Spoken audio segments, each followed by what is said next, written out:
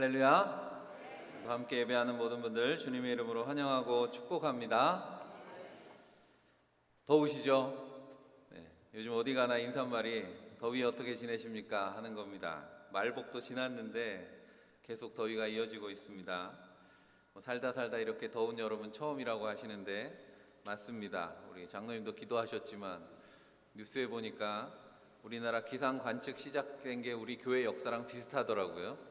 그래서 한 118년 됐다고 하는데 그 역사 속에 올해가 제일 열대야가 긴 해라고 계속 열대야가 이어지고 있는데 우리나라뿐 아닙니다. 다른 나라들도 다 마찬가지로 기후 이상 고온이 전 지구적인 현상이고, 그리고 더 또 슬픈 소식은 아마 올해가 가장 시원한 한 해가 될 거라고, 내년 여름은 더 더울지 모른다고 이야기하는데, 그렇다 보니 휴가철에 더위를 피해서 어디 찾아갈 곳이 마땅치가 않습니다.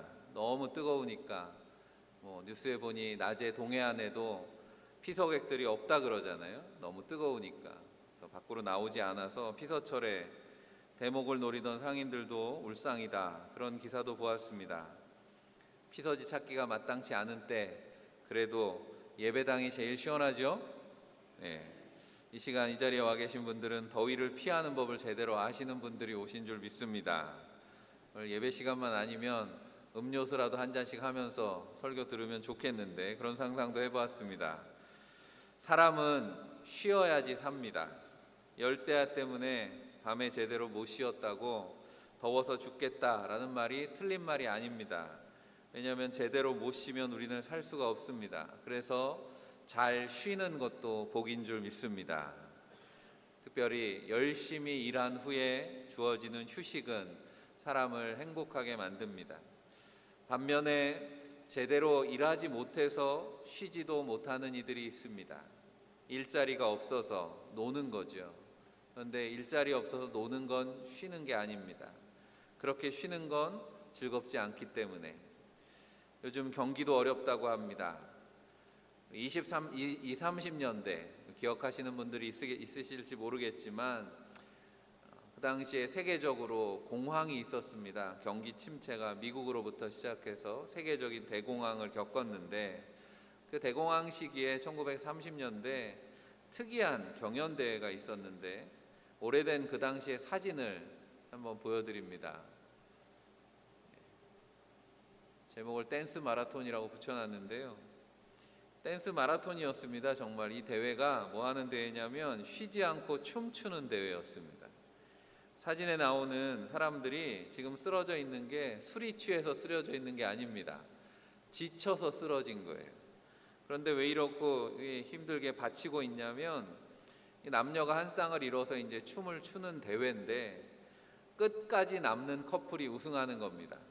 끝까지 남는 건 어떤 거냐면, 춤을 잘 추고 못 추고는 아무 상관이 없습니다. 그저 몸만 계속 흔들고 있으면 되는 거예요.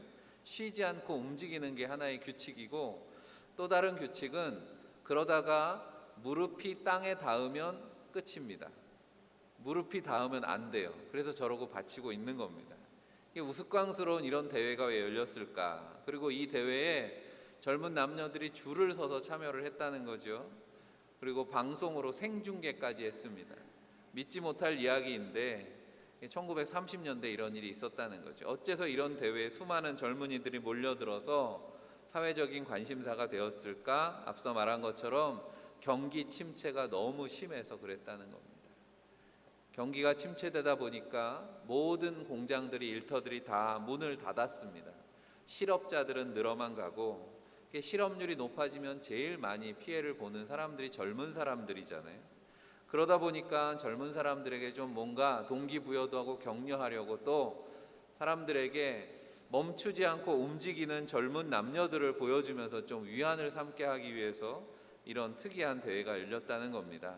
일자리가 없던 때에 대회에 참가하는 이들에게는 무제한으로 먹고 마실 것을 제공해 주었습니다.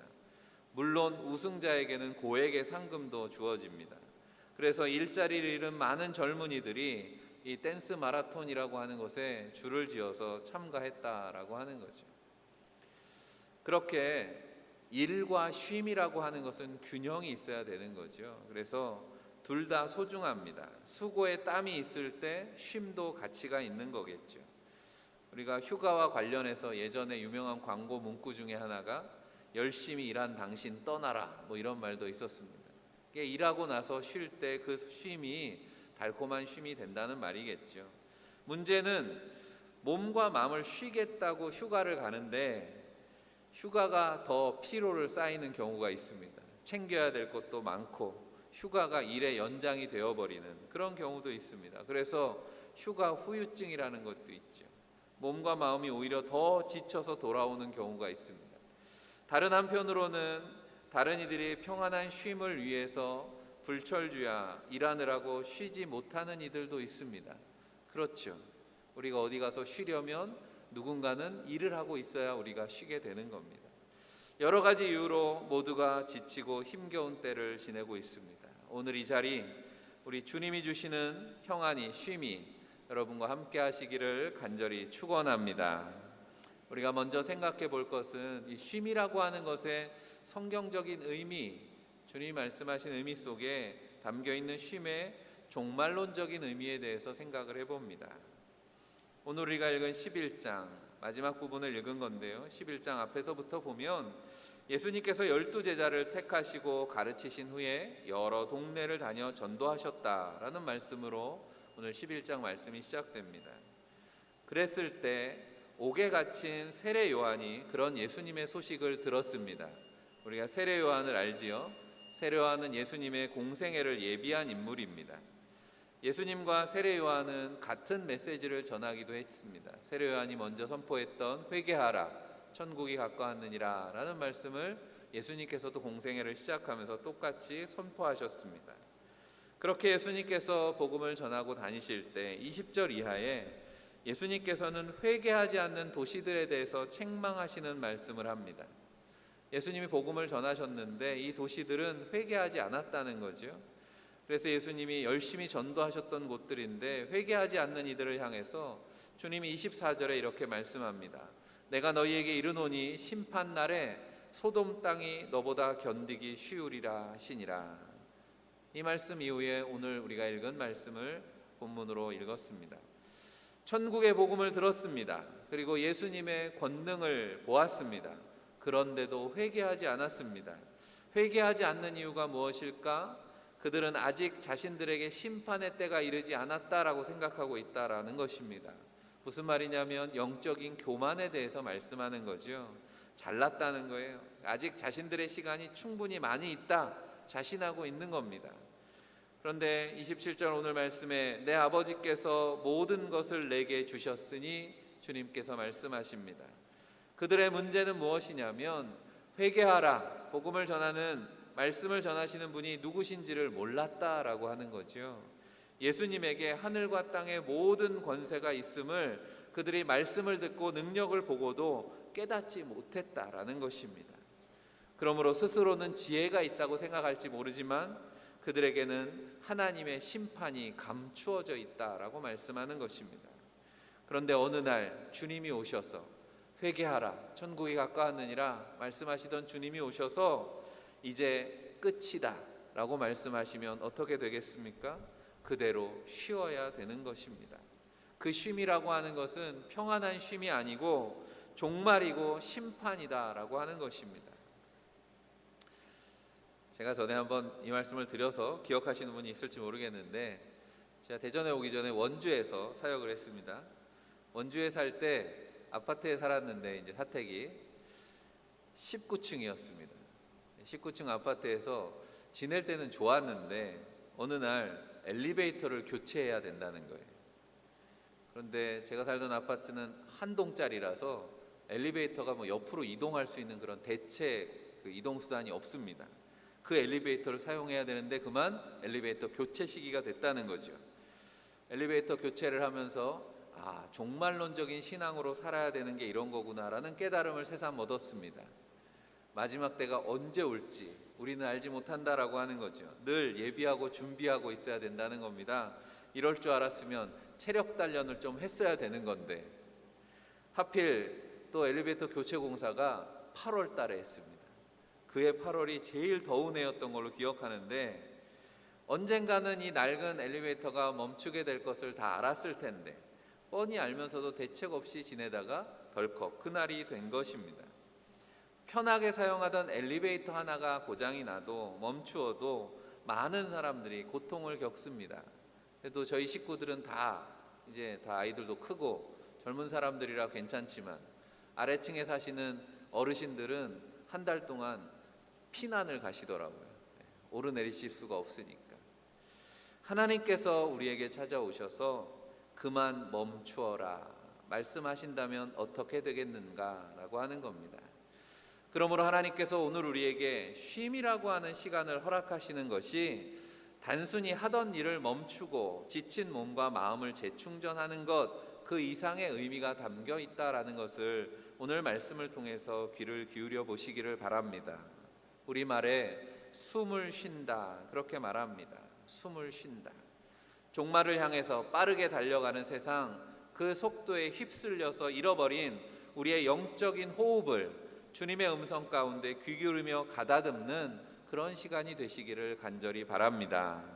오늘 주님은 말씀합니다. 쉼을 주시는 주님께 나오라 말씀하죠.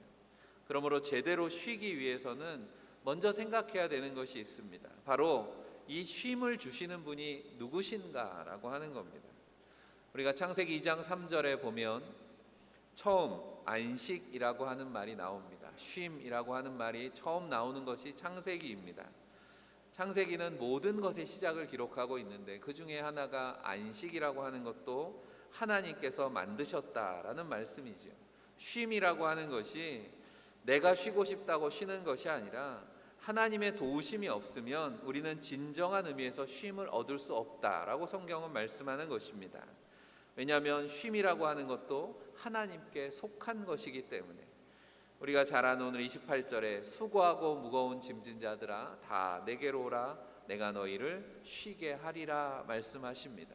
내가 너희를 쉬게 하리라 영어로는 give rest라고 번역해 놓았습니다. 쉼을 주신다는 거죠.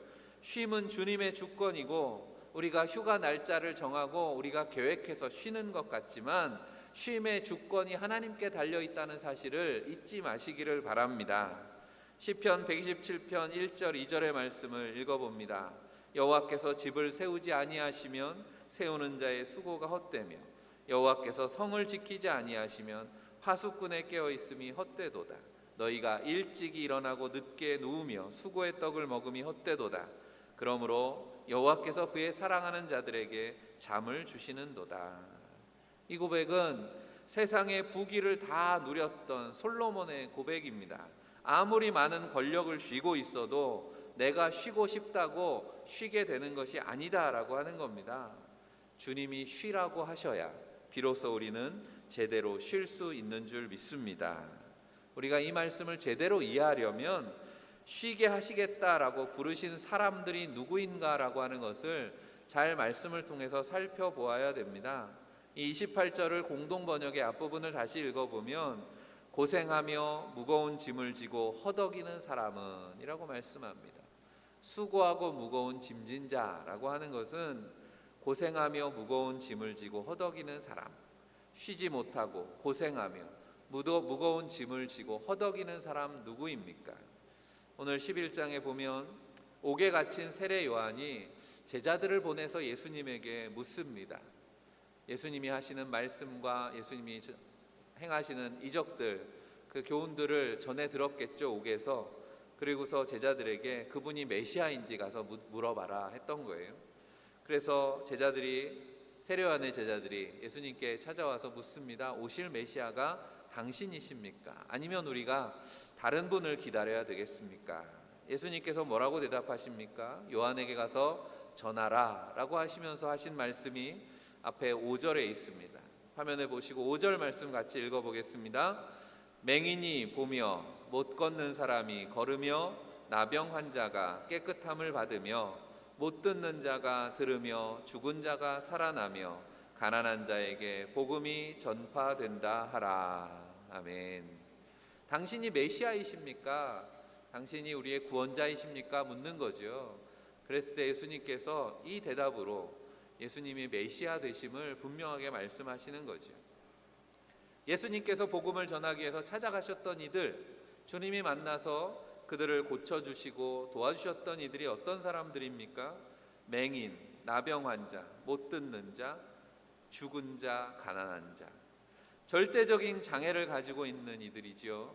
현대적인 의학 기술을 가지고도 지금도 고치기 어려운 질병들에 고통당하고 있는 이들을 주님은 고생하며 무거운 짐을 지고 허덕이는 사람이라고 말씀하고 있는 거죠. 마지막에 보면 죽은 자가 살아나며 가난한 자에게 복음이 전파된다 했습니다.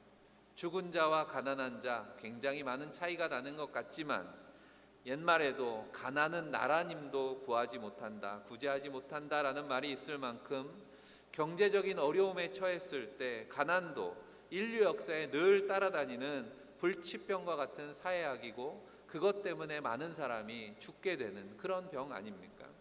수고하고 무거운 짐진 자들을 11장 안에서 다른 말씀으로 그렇게 바꾸어 본다면 병들고 가난한 자들, 죽음 앞에 있는 자들이라고 해도 다르지 않을 것이다 라고 하는 겁니다. 자신의 힘으로는 결코 쉼을 얻을 수 없는 이들을 향해서 주님이 쉼을 주시겠다라고 말씀하고 있는 겁니다. 쉼은 필요합니다. 쉴 수가 없는 이들에게 쉼을 주시기 위해서 주님이 이 땅에 오신 줄로 믿습니다. 바로 우리들입니다.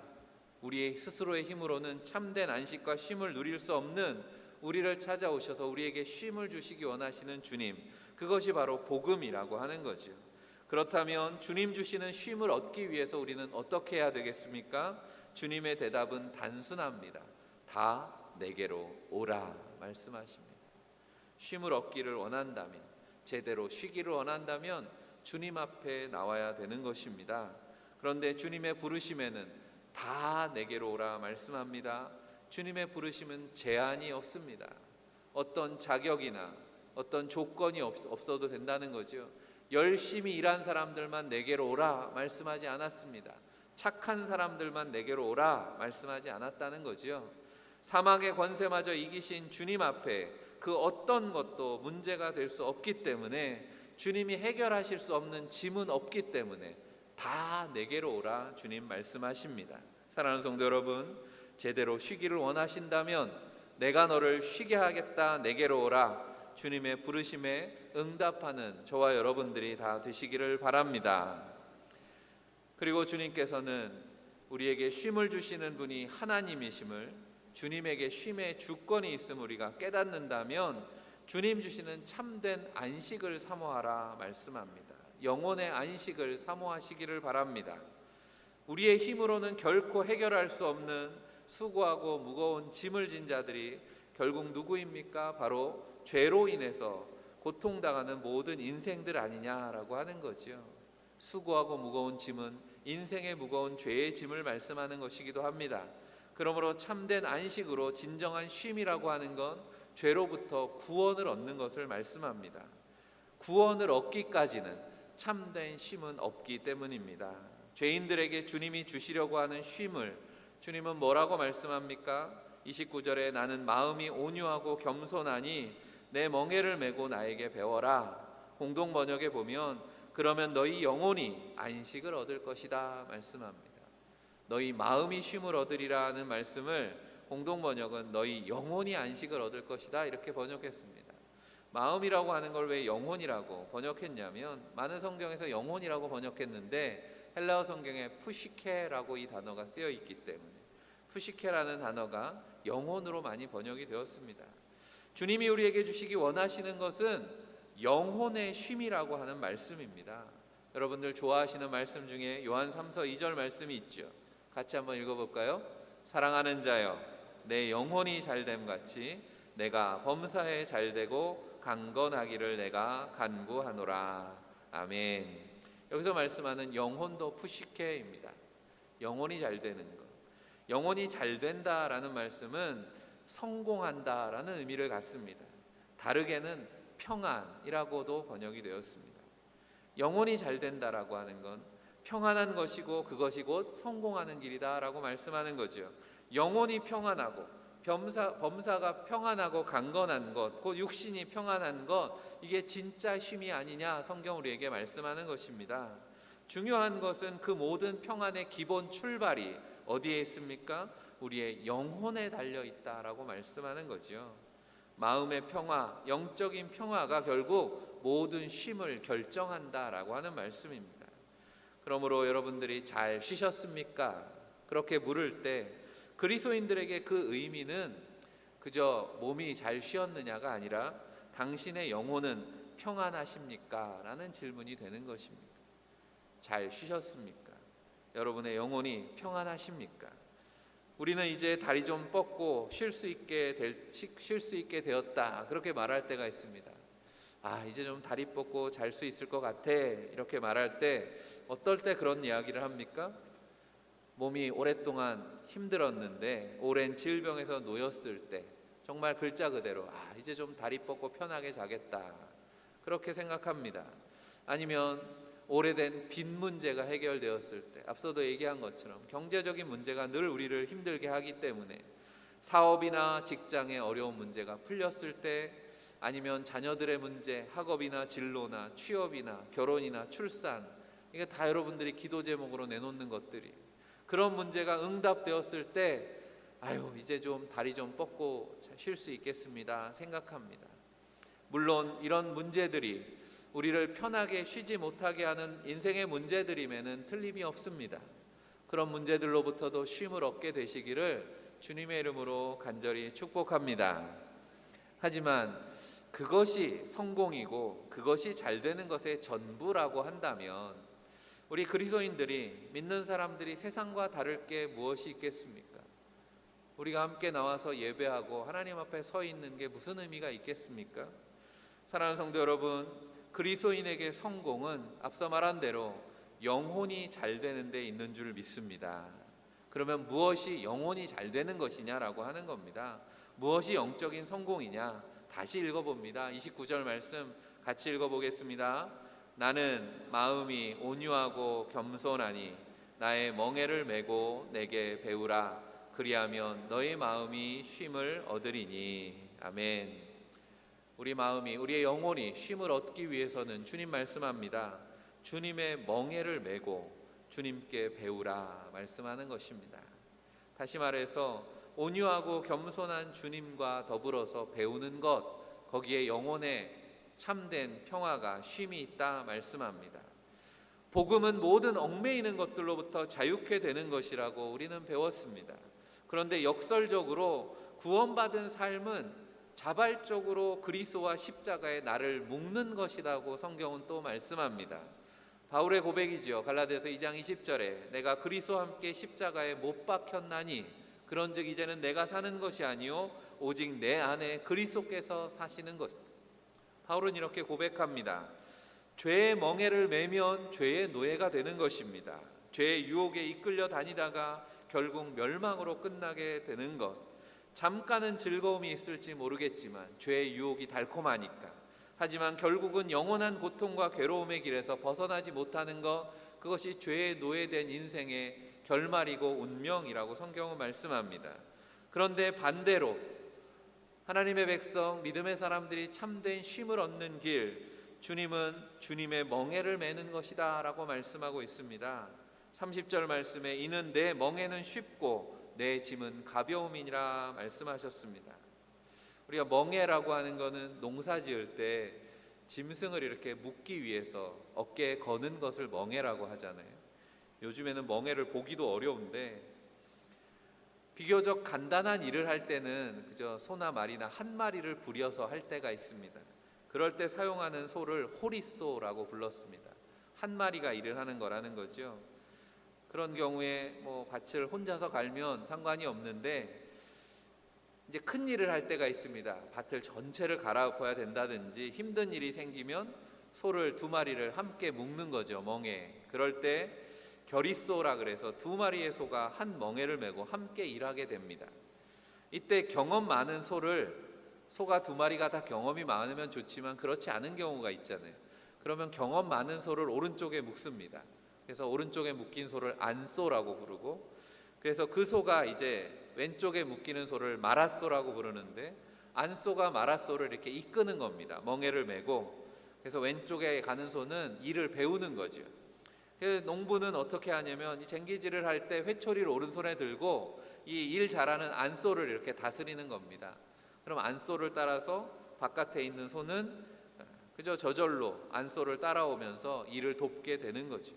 아무리 미숙한 마라소라고 해도 노련한 안소가 있으면 크게 힘들이지 않고 어려운 일을 잘 감당해내게 되는 거죠.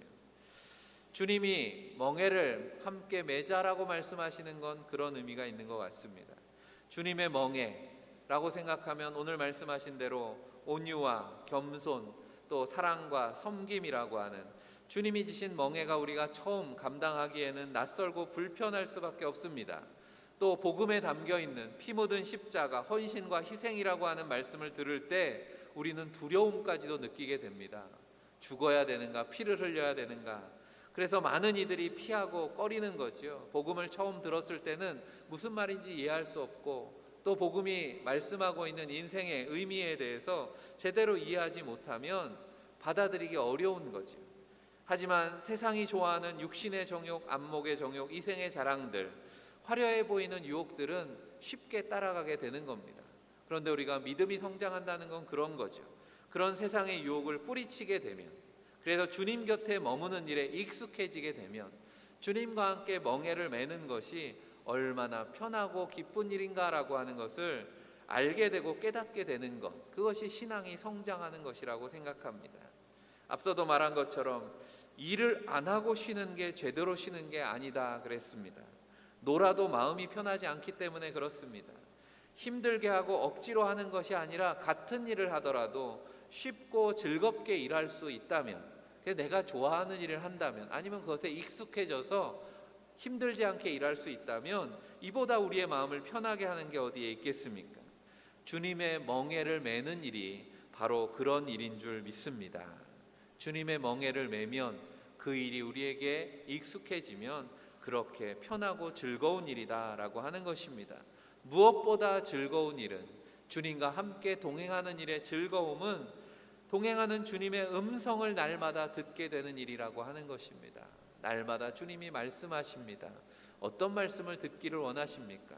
우리가 지난주에도 말씀 나눴습니다. 힘들 때, 지칠 때 주님이 우리 곁에서 말씀하십니다. 힘내, 내가 있잖아. 날마다 그런 음성 들으시기를 간절히 바랍니다. 또 우리가 병들었을 때, 또 문제가 있을 때 걱정하지 마라, 염려하지 마라, 주님의 음성을 듣게 됩니다. 우리 앞에 감당할 수 없는 문제들 앞에 두려울 때 두려워하지 말라 말씀하시는 주님의 음성을 듣습니다. 우리가 친한 친구나 가족이 우리를 격려해 주어도 힘이 나는데, 날마다 동행하시는 주님이 주님의 발걸음을 맞추어서 처음엔 부자연스럽고 무겁게 느껴지던 멍에가 사라지고 주님의 말씀과 더불어서 기쁨의 춤을 추고 있는 우리를 발견하게 된다라고 하는 것이죠. 신앙생활이라고 하는 것이 그런 것입니다. 주일 성수하라, 11조하라, 새벽기도하라, 봉사하고 섬기고 사역하라. 쉽지 않은 일입니다. 여러분 처음 신앙생활 했을 때를 한번 생각해 보세요. 매주일 나와서 예배하는 것도 결코 쉬운 일이 아니었습니다. 그런데 지금은 어떻습니까? 주일만 되면 자연스럽게 이 자리에 나와 있습니다. 주님과 더불어 즐겁게 일하게 됩니다. 그러다 보면 우리의 신앙이 어느새 신앙의 계단을 하나하나 오르고 있는 우리의 자신을 발견하게 된다라고 하는 거죠. 그렇게 신앙이 성장하고 성숙하게 되면 힘들지 않습니다. 처음에 한 계단 오를 때 힘들었는데 지금 뒤돌아보면 얼마나 많은 계단을 올라왔냐라고 하는 거죠. 그리고 그동안 보이지 않았던 아름답고 풍성한 하나님의 세계, 신앙의 세계가 우리 눈앞에 펼쳐져 있는 것을 기쁨으로 경험하지 않습니까? 그런데 그 세계를 모르는 사람들은 이렇게 말합니다. 아유, 더운데 뭘 그렇게 열심히 다녀. 힘든데 기도고 예배고 좀 쉬지. 그런데 그리스도 안에 있는 영혼의 안식을 맛본 이들에게는 힘들수록 더 찾게 되는 것입니다. 문제가 있으면 더 기도하게 되고, 내가 부족해도 더 봉사하게 되고 전도하게 되는 것입니다. 마틴 루터가 한 유명한 말이 있지 않습니까? 요즘 더 바빠진다. 더 많이 기도해야 되겠다. 그렇게 고백하는 이유가 무엇입니까? 기도에 힘이 있고 기도에 답이 있기 때문에, 그것을 깨달았기 때문에 내가 더 바빠지고 힘들어질수록 더 기도의 시간을, 더 하나님 앞에 서는 시간을, 주님의 멍에를 함께 매야 되겠다라고 고백하게 되는 겁니다. 처음에는 문제 때문에 내가 살기 위해서 기도했습니다. 그런데 이제는 깨닫습니다. 내가 기도 때문에 살고 있는 것을 깨닫는 것입니다. 누구나 처음에는 은혜 받으려고, 복 받으려고 교회에 나옵니다. 그래서 말씀이 은혜스러워야, 또 분위기가 좋아야 내가 신앙생활 잘할 수 있을 거라고 생각합니다. 그런데 신앙이 성숙하고 나면 어떻게 됩니까? 신앙생활하는 것 자체가 내게 얼마나 큰 복인가를 깨닫게 됩니다. 왜냐하면 복의 근원 되시는 하나님, 우리 주님이 우리에게 복이기 때문에 그렇습니다. 주님이 나와 함께 멍에를 매자라고 말씀하시는 건 주님의 축복으로 우리를 부르시는 부르심인 줄로 믿습니다. 사랑하는 성도 여러분, 어떻습니까? 이제 제대로 쉴 수 있을 것 같습니까? 누구도 해결할 수 없는 인생의 짐 때문에 쉬지 못하는 이들을 위해서 우리 주님이 찾아오셨음을 기억하시기 바랍니다. 참된 안식의 주인 되시는 주님의 부르심 앞에 날마다 믿음으로 응답하는 저와 여러분들이 되시기를 바랍니다. 그렇게 주님 곁에 부르심 앞에 설 때 우리의 영혼이 평안을 얻습니다. 영적인 성공의 길로 인도하기 원하시는 주님과 항상 동행하셔서 하나님 나라의 풍성한 복을 누리는 저와 여러분들이 되시기를 주님의 이름으로 간절히 축원합니다. 기도하겠습니다. 사랑의 하나님, 죄와 인생의 문제들로 쉼을 잃어버린 저희에게 주님의 음성 들려주시니 참 감사합니다. 참된 안식이, 평안이 주님의 손에 있음을 깨닫습니다. 날마다 우리를 부르시는 주님의 부르심에 순종하게 하여 주옵소서. 주님과 더불어 동행하는 것이 참으로 성공하는 길임을 깨달았으니 주여, 인도하심 따라 날마다 살게 하여 주옵소서. 우리의 선한 목자 되시는 예수 그리스도 이름으로 간절히 기도하옵나이다. 아멘.